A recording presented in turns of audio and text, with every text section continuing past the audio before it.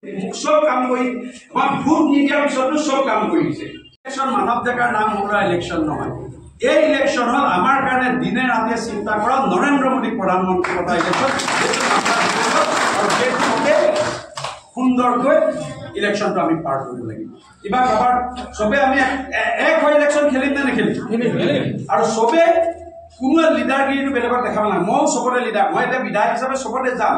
মোৰ লিডাৰগিৰিটো মই মোৰ বুকটো দেখালে আৰু সেইকাৰণে গালি দিছে। গালি খামেই মোক, মই যদি চব কৰিয়ে দিছে আৰু তথাপি মই যদি মানুহজনক ভোটটো নিদিওঁ ধন্যবাদ।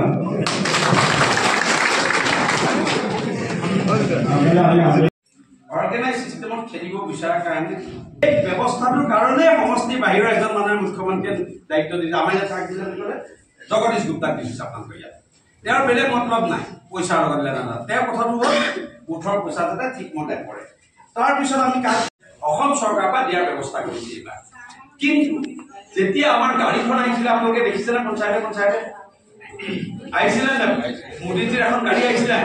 বহুত অসমৰ মানুহে ক'লে যে আমাৰ ঘৰ নাই। সেই ৰেকৰ্ডখিনি আমি কৰিব পাৰোঁ পঞ্চায়তৰ সেই কাউণ্টাৰ ৰূপ আছে যে কাৰ ঘৰ নাই লিখক। সেই কথাটো মোদী ডাঙৰীয়াক যেতিয়া উপস্থাপন কৰিলে আমাৰ মুখ্যমন্ত্ৰীয়ে আৰু গোটেই ভাৰতবৰ্ষৰ বিভিন্ন মুখ্যমন্ত্ৰীও ক'লে যে আমাৰ ঘৰত ঘৰ আছে, তেতিয়া মোটামুটি 2 কোটিমান ঘৰ হলে ভাৰতবৰ্ষৰ আৰু ঘৰ নালাগে। লগে লগে প্ৰধানমন্ত্ৰী মহোদয়ে কি ক'লে যে মই এই ইলেকশ্যনৰ পিছতে 2 কোটি এডিশ্যনেল ঘৰ দিম। এই যে আমি যেতিয়া হাত দাঙিবলৈ কওঁ, আমি যে হাত দাঙিবলৈ কওঁ ৰেচন কাৰ্ড আছে নে?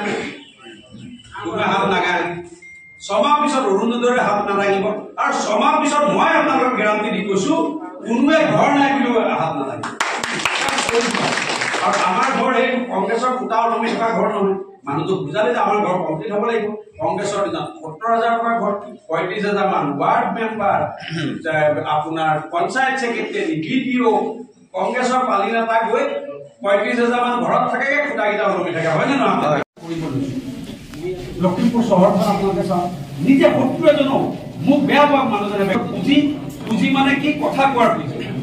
ছেকেণ্ডতে হ'ব ইণ্ডিভিজুৱেলিষ্টিক। কালি গৈ সেইদিনা মই য'ত মিটিং কৰিছো মাইকী মেলাবিলাক থাকে, মই বোলো আপোনালোকে কালি গৈ যেতিয়া সুধিলো যে আপোনালোকৰ অৰুণোদয় কিমানৰ আছে, সেই ৰেচন কাৰ্ডৰ কথা যদি পিছত আধাই ক'লে আছে আধাই ক'লে নাই, সেইটোতো আমাৰ বেয়া লাগে। যেতিয়া আমি দেখিছো যে ৰেচন কাৰ্ড এখন সম্ভৱ নহয় আমাৰ দল ৰাজ্যৰ প্ৰথম এই বছৰত বিশ্বনাথ জিলাত আৰু আমি তেনেকুৱা ধৰণে এইবিলাকৰ ব্যক্তিগত লাভালাভৰ আমি যাক লাভাৰ্থী কৈছো, যাক আমি হিতাধিকাৰী কৈছো, হিতৰ যাক অধিকাৰী কৈছো, এই কথাখিনি বুক প্ৰেচিডেণ্টসকলে গাঁৱৰ কথা মনত ৰাখি তাৰপিছত আহিলে আত্মসহায়ক গোটৰ কথা। আগতে দিছিলে কি গোটাই সেইটো লৈ এগৰাকী মহিলাই 10,000 টকা লৈ কিবা এটা ব্যৱসায় কৰি বেংকত ট্ৰেনজেকশ্যন কিন্তু কাৰোবাৰ কাজিয়া পেচাল আৰু